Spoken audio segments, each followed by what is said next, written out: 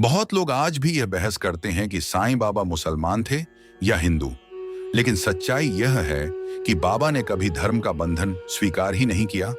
वे जीवन भर केवल यही कहते रहे, सबका मालिक एक। परंपरागत मान्यताओं और शोधों के अनुसार उनका जन्म एक हिंदू ब्राह्मण परिवार में हुआ था, किंतु बचपन में ही उनके माता पिता ने गरीबी और सामाजिक दबाव के कारण उन्हें एक मुस्लिम फकीर और उसकी पत्नी के सुपुर्द कर दिया। इसीलिए उनके जीवन में बचपन से ही हिंदू और इस्लाम दोनों संस्कृतियों का गहरा संगम दिखता है। फकीर के घर में पलते हुए वे कुरान की तिलावत भी सुनते और रामायण भागवत की कथाएं भी, और यही द्विसंस्कृति का अनुभव उनके भीतर यह विश्वास गहराता गया कि ईश्वर एक ही है, चाहे उसे किसी भी नाम से पुकारा जाए। बाल्यकाल से ही वे करुणा से भरे हुए थे, भूखे बच्चों को भोजन कराते, पक्षियों और जानवरों की सेवा करते और अक्सर गहरे ध्यान में डूब जाते। धीरे धीरे उनकी आत्मा में गुरु की तलाश प्रबल होने लगी और लगभग 11 से 12 वर्ष की उम्र में उनकी खोज उन्हें कर्नाटक के सेलू गांव ले गई, जहां महान संत श्री वेंकटेश स्वामी वेंकुसा का आश्रम था। यह स्थान तपोभूमि जैसा था, चारों ओर हरियाली, संतों का वास और शांति की अनुभूति। वेंकुसा ने जब पहली बार इस बालक को देखा तो वे अचंभित रह गए।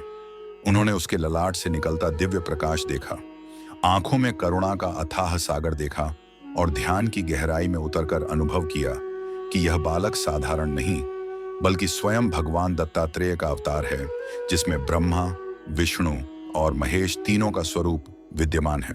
वे अपने शिष्यों से बोले, यह मेरे पास शिष्य बनकर आया है, लेकिन वास्तव में मैं ही इसका शिष्य हूं। इसमें मैंने स्वयं भगवान को देखा है। बाबा 12 वर्षों तक गुरु की सेवा में रहे। वे पानी भरते, भोजन लाते, आश्रम की सफाई करते और साथ ही ध्यान व साधना में लीन रहते। गुरु उन्हें योग, भक्ति और सेवा का मार्ग सिखाते, लेकिन कई बार ध्यान की अवस्था में उन्हें बाबा से दिव्य प्रकाश प्रकट होता और कभी उन्हें श्री राम या श्री कृष्ण का स्वरूप दिखाई देता। यही कारण था कि गुरु धीरे धीरे स्वयं बाबा के भक्त बन गए और उन्होंने स्वीकार किया कि साईं केवल शिष्य नहीं, बल्कि स्वयं दत्तात्रेय महाराज का स्वरूप है। इन्हीं वर्षों में बाबा को जीवन का सबसे बड़ा संदेश मिला, श्रद्धा और सबूरी। श्रद्धा यानी ईश्वर पर विश्वास और सबूरी यानी धैर्य, और यही दो शब्द आगे चलकर उनके उपदेश का आधार बने। 12 वर्षों के बाद बाबा ने अपने गुरु के चरणों में बैठकर कहा, गुरुदेव, आपकी सेवा करके मैंने जो पाया है, अब समय आ गया है कि मैं उसे संसार तक पहुंचाऊं। लोग धर्म के नाम पर बट गए हैं और मैं उन्हें दिखाऊंगा कि सबका मालिक एक है। गुरु वेंकुसा ने आंसू भरी आंखों से आशीर्वाद दिया और कहा, जा बेटा, तू ही वह दिव्य ज्योति है जो अंधकार मिटाएगी।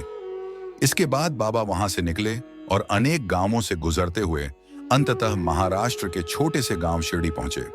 उस समय शिरडी एक शांत ग्रामीण बस्ती थी, जहां हिंदू और मुसलमान दोनों रहते थे, लेकिन उनके बीच अदृश्य दीवारें थीं।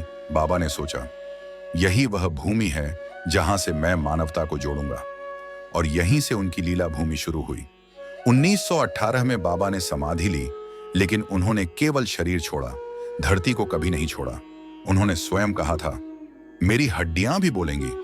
आज भी शिरडी की समाधि चमत्कारों से गूंजती है। लाखों भक्त ये अनुभव करते हैं कि बाबा उनके सपनों में आते हैं, संकट की घड़ी में सहारा बनते हैं और कई बार किसी अजनबी रूप में प्रकट होकर मदद कर जाते हैं। यही कारण है कि साईं बाबा केवल एक संत नहीं, बल्कि युगों युगों तक जीवित रहने वाली अविनाशी शक्ति हैं।